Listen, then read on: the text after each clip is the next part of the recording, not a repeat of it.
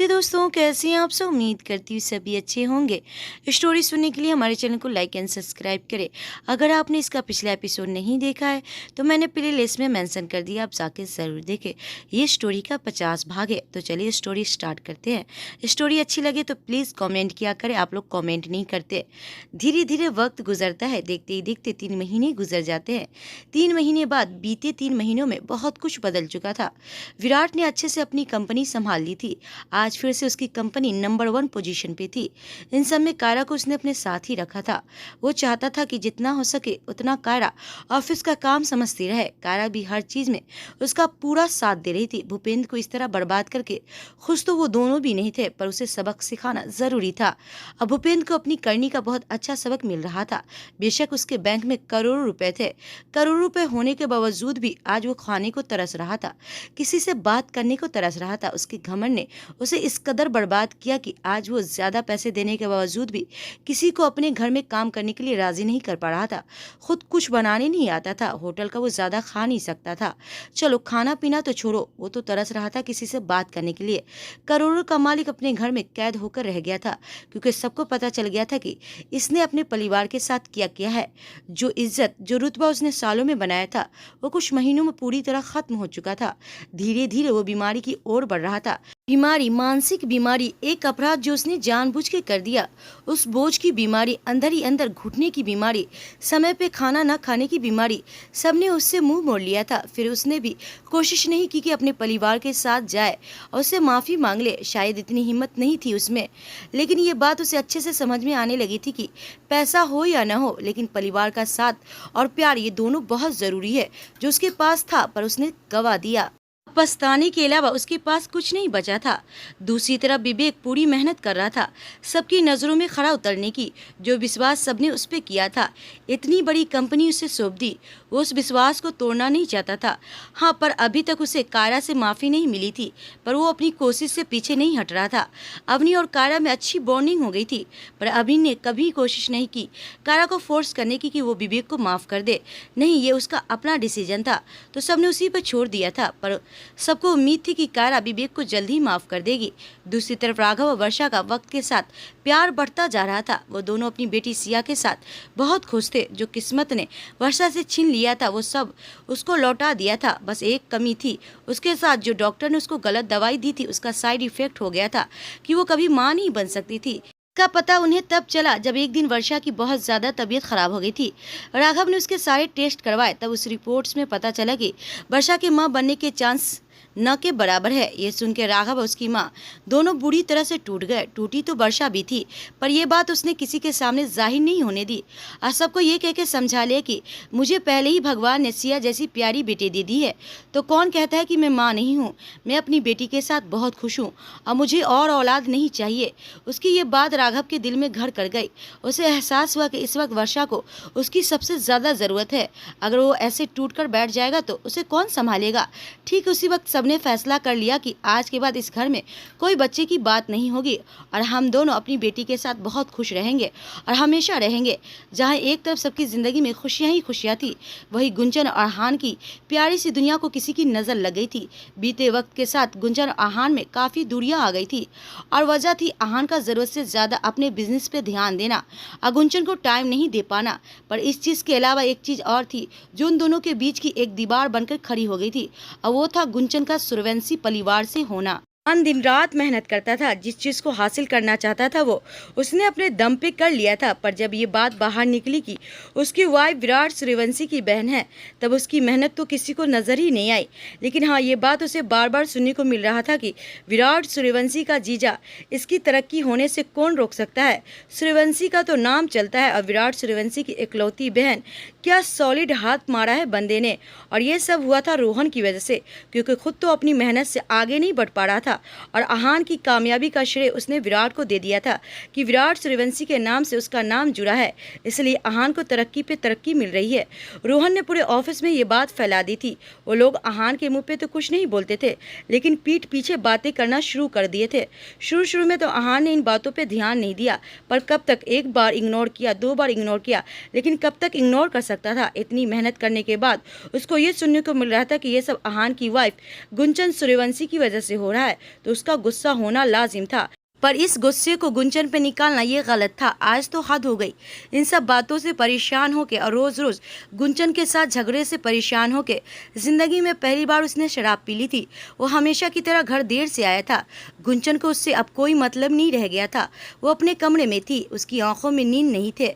वो अपने पुराने दिन को याद कर रही थी कि कितना खुश थे वो दोनों, कितना प्यार करते थे दोनों। लेकिन अहान को जल्दी से जल्दी कामयाबी पाना उसके रिश्ते को खा गया। ये सोचते हुए उसकी आंखें नम हो जाती है। तभी शराब से धुत अहान कमरे में आता है। उसको नशे में देख के गुंजन उस पर बरस पड़ती है, तो आप तुमने शराब पीना भी शुरू कर दिया है। अहान, क्या हो गया है तुम्हें? क्या से क्या बनते जा रहे हो? हमारा रिश्ता धीरे धीरे खत्म हो रहा है। उस पर ध्यान देने के बजाय तुम शराब पी कर आए हो, मौज मस्ती करके आए हो। उसकी बातों से अहान का पारा और गर्म हो जाता है। वो गुस्से से दंदनाता हुआ उसके पास जाता है, उसे दोनों कंधों से पकड़ कर झुंझुड़ते हुए, मौज मस्ती? मेरी हालत देख के लगता है कि मैं मौज मस्ती करके आया हूँ। मैं दिन रात वहाँ मेहनत करता हूँ, अपने सारे अरमान दबाकर तुम्हारे लिए कुछ न कुछ करने के लिए कोशिश करता रहता हूँ, ताकि तुम्हें वो सब दे सकूं जो तुम मेरे लिए छोड़ कर आई हो। और तुम्हें लगता है कि मैं मौज मस्ती कर रहा हूँ? हाँ, मैं इतना परेशान हूँ। गुंजन बीच में उसके दोनों हाथ झटकते हुए, परेशान? तुम अच्छी खासी अपनी लाइफ जी रहे हो अहान। परेशान तो मैं हूँ। पूरे दिन पागलों की तरह तुम्हारा इंतजार करती रहती हूँ कि अब तुम आओगे, 2 पल मेरे साथ बातें करोगे, पर तुम्हारे पास तो मेरे लिए वक्त ही नहीं है। कहीं ना जाना, ना आना, ना घूमना, ना फिरना। तुमसे बात करने के लिए भी तरस जाती हूँ मैं। तुम्हारे पास तो मेरे लिए 2 मिनट भी नहीं है, और तुम परेशानी की बात करते हो। मैं भी तो सुनूं, ऐसी कौन सी परेशानी है तुम्हें? अहान अपना आपा खोते हुए, तुम हो मेरी परेशानी गुंजन सूर्यवंशी। तुम्हारा ये नाम मेरी परेशानी है। मेरी मेहनत को तुम्हारे नाम के साथ जोड़ा जा रहा है। ये है मेरी परेशानी। बोला था ना तुमसे कि मुझे मेरी मेहनत के दम पे कुछ करने दो, अपना नाम बनाने दो, उसके बाद हम शादी कर लेंगे। पर तुमने सब बर्बाद कर दिया, सब कुछ। पता नहीं तुम मेरी ज़िंदगी में आई क्यों? उसकी बात सुनकर गुंजन की आंखों से आंसू बह जाते हैं। उसे यकीन ही नहीं हो रहा था कि ये वही अहान है जिससे उसने प्यार किया था। उसे भी गुस्सा आ जाता है। वो भी उस पर चिल्लाते हुए बोलती है, बिजनेस बिजनेस बिजनेस। तुम्हें तुम्हारे बिजनेस के अलावा कुछ नजर आता है? नहीं, देर रात तक पार्टी करते हो, अपने ऑफिस के दोस्त को घर बुलाते हो, और तुम्हारा वो बदतमीज दोस्त कुणाल किस तरीके से बात करता है, किस तरीके से मुझे देखता है, वो सब नजर नहीं आता तुम्हें? यू नो वॉट अहान, कामयाबी के लालच में तुम इतने अंधे हो चुके हो कि कोई तुमसे कहे कि एक रात के लिए अपनी बीवी मुझे दे दो, तो तुम वो भी कर दोगे। गुंजन बिना सोचे समझे जो जी में आए बोलती जा रही थी। ये बात सुन के अहान एकदम से चिल्लाते हुए गुंजन, और उसका हाथ उस पर उठ जाता है। गुंजन अपने गाल पे हाथ रखकर अपनी आंसू भरी नजरों से उसकी तरफ देखते हुए, अहान, ये कहते उसके आंसू बह जाते हैं, उसके गाल पे आ जाते हैं। अहान को एकदम से एहसास होता है कि उसने क्या किया। गुंजन की तरफ देखने की उसकी हिम्मत नहीं हो रही थी। वो बिना कुछ बोले अपने कमरे से बाहर निकल जाता है और दूसरे कमरे में जाके बिस्तर पे गिर जाता है। नशे में होने के कारण उसे नींद आ जाती है, पर गुंजन पूरी तरह से टूट गई थी। अहान के शब्द किसी हथौड़े की तरह उसके दिल पे चोट कर रहे थे। तुम हो मेरी परेशानी गुंजन सूर्यवंशी। तुम्हारा ये नाम मेरी परेशानी है। पता नहीं तुम मेरी ज़िंदगी में आई क्यों? अहान के कहे ये शब्द उसे अंदर ही अंदर खाए जा रहे थे। वो अपना चेहरा अपने हाथों में भरकर रोने लगती है और रोते रोते वही ज़मीन पे बैठ जाती है। अगली सुबह फ़ोन के अलार्म से अहान की आंखें खुलती है। उसकी आंखें अभी पूरी तरह से नहीं खुल रही थी। सर पे बहुत भारी हो रहा था। पहली बार पी थी ना, इसीलिए। यार, वो किसी तरह उठ के बैठता है। उसका एक हाथ अपने सर पे था, दूसरे से वो अपनी आंखें मसल रहा था। जैसे जैसे उसकी आंखें खुलती है वैसे वैसे उसका नशा धीरे धीरे कम होने लगता है। उसकी नज़र खुद के कपड़े पे जाती है। वो ऑफिस के वाले कपड़े में ही था। मतलब मैं रात को ऐसे ही सो गया था। तभी उसकी नज़र अपने कमरे में घूमती है कि ये उसका कमरा तो है ही नहीं, ये तो दूसरा कमरा है, मैं यहाँ। वो अपने दिमाग पे जोर डालते हुए बोलता है। एकदम से उसे सब कुछ याद आता है। ऑफिस में वो लोगों की बातें, रोज रोज उसका गुंजन के साथ झगड़ा, जिससे तंग आकर के वो शराब पी के घर आया था, और फिर गुंजन के साथ लड़ाई। गुंजन का ये कहना कि तुम अपनी कामयाबी में इतने अंधे हो चुके हो कि कोई तुमसे कहे कि एक रात के लिए अपनी बीवी मुझे दे दो, तो तुम वो भी कर दोगे। और फिर गुंजन पे उसका हाथ उठ जाना, ये सब किसी फिल्म की तरह उसकी आंखों के सामने घूम जाता है। ओ सिट, ये मैंने क्या कर दिया। वो जल्दी से खड़ा होता है और गुंजन के पास जाता है। गुंजन गुंजन वो कहते हुए जल्दी से दरवाज़ा खोलता है, पर गुंजन तो वहाँ थी ही नहीं। कमरा तो पूरा खाली था। वो वॉशरूम को चेक करता है कि शायद वॉशरूम में होगी, पर वहाँ भी नहीं थी। गुंजन गुंजन कहता है वो पूरा घर छान मारता है। घर से लेके किचन गार्डन पर गुंजन कहीं नहीं थी। अब उसे टेंशन होने लगी थी। आखिर सुबह सुबह कहाँ चली गई ये लड़की? फ़ोन कहाँ है इसका? फ़ोन करता हूँ। वो तुरंत अपने कमरे में दौड़ता है और गुंजन को फ़ोन लगाने लगता है, पर उसका फ़ोन तो बंद आ रहा था। अहान को बहुत ज़्यादा घबराहट होने लगती है, क्योंकि गुंजन इस शहर के बारे में ज़्यादा नहीं जानती थी और न वो कभी ऐसे अकेली कहीं गई थी। लेकिन अब वो पूरे घर में नहीं थी, उसका फ़ोन भी बंद आ रहा था और रात के झगड़े के बाद उसका यूं गायब हो जाना टेंशन वाली बात थी। उसे समझ नहीं आ रहा था कि वो क्या करे, किससे मदद मांगे, किससे बातें करे। फिर से वो गुंजन को फोन लगाता है। फोन करते करते उसकी नजर टेबल पे रखे कागज और उसके ऊपर रखे गुंजन के मंगलसूत्र पे पड़ती है। उसके हाथों से फोन वहीं गिर जाता है। वो भारी कदमों से चलता हुआ उस टेबल तक जाता है, उस कागज को उठाकर पढ़ने लगता है। वैसे तो तुम्हारे पास मेरी बात सुनने के लिए टाइम नहीं है अहान, पर अगर वक्त मिले तो ये चिट्ठी जरूर पढ़ लेना। थक गई हूँ मैं तुमसे और तुम्हारे दिन रात के रोज रोज झगड़ों से। थक गई हूँ मैं एक तरफे रिश्ते का बोझ ढोते ढोते, और अब नहीं सह सकती मैं, इसलिए वापस जा रही हूँ अपने घर हमेशा के लिए। वैसे भी मेरी ज़रूरत ही क्या है तुम्हें? तुमने तो 100 पीस की तरह सजा के अपने घर में रख दिया था मुझे, और मैं इंसान हूँ, कोई गुड़िया नहीं। मेरी भी फीलिंग है, मेरे भी कुछ अरमान है जो मैंने तुम्हारे साथ बिताने चाहे, कुछ सपने हैं जो मैंने तुम्हारे साथ देखे थे जिन्हें तुम बहुत पीछे छोड़ आए हो। वैसे भी तुम मुझे साफ साफ शब्दों में कह चुके हो कि मैं तुम्हारी जिंदगी में आई ही क्यों? मैं तुम्हारी जिंदगी की परेशानी की वजह हूँ। तो मैं तुमसे तुम्हारी सारी परेशानी लेकर बहुत दूर जा रही हूँ ताकि तुम शांति से अपना सपना पूरा कर सको। अब न तुम्हारे पास झगड़ा करने के लिए बीबी रहेगी, न सूर्यवंशी परिवार का कोई नाम रहेगा। तुम बहुत कामयाब बनो, ये मेरी दिल की दुआ है, पर दोबारा लौट कर कभी मेरे पास मत आना। हमारे बीच जो भी कुछ था वो सब खत्म हो चुका है। मैं ही आई थी ना तुम्हारी ज़िंदगी में, अब मैं ही जा रही हूँ तुम्हारी ज़िंदगी से हमेशा के लिए। जैसे जैसे अहान पूरा खत पढ़ता जा रहा था, वैसे वैसे उसकी आंखों से आंसू बह रहे थे। वो खत उसके हाथ से छूट के वहीं नीचे गिर जाता है।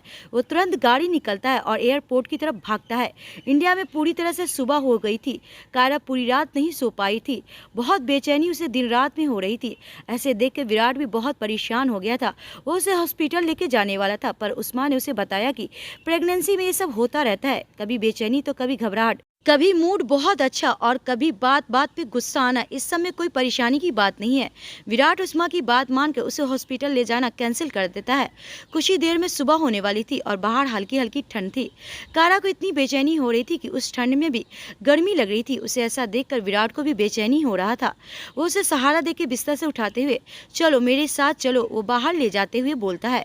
कारा उसका हाथ पकड़कर चलती रहती है। विराट उसे बाहर गार्डन में ले जाता है और उसे मॉर्निंग वॉक करवाने लगता है। कायरा, विराट तुम पूरी रात नहीं सोए हो, जाओ कुछ देर सो जाओ, मैं कुछ देर यहीं बैठूंगी तो मुझे अच्छा लगेगा। विराट उसके खुले बाल को कान के पीछे करते हुए, और तुम्हें लगता है कि तुम्हारे ऐसे कहने से मैं चला जाऊंगा, वो उसकी गुलाबी नाक को खींचते हुए बोलता है। पर विराट तुम्हारा सोना जरूरी है, और ऑफिस। विराट बीच में उसकी होठों पे उंगली रखते हुए, भाड़ में गया ऑफिस, मेरे लिए सबसे ज्यादा जरूरी तुम हो। हमारा होने वाला बेबी है, बाकी सब बाद में।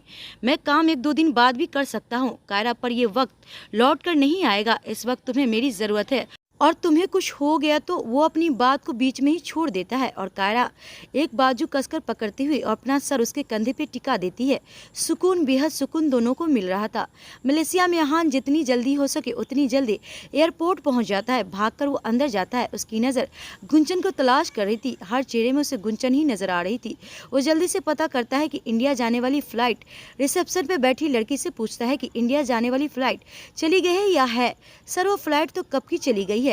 दोस्तों आने वाला एपिसोड बहुत ही इंटरेस्टिंग होने वाला है, क्योंकि वाकई में गुंजन इंडिया चली गई है। अगर इंडिया चली गई है तो विराट का क्या रिएक्शन होगा और अहान का अब क्या होगा, हम देखेंगे नेक्स्ट पार्ट में। तब तक के लिए नमस्ते।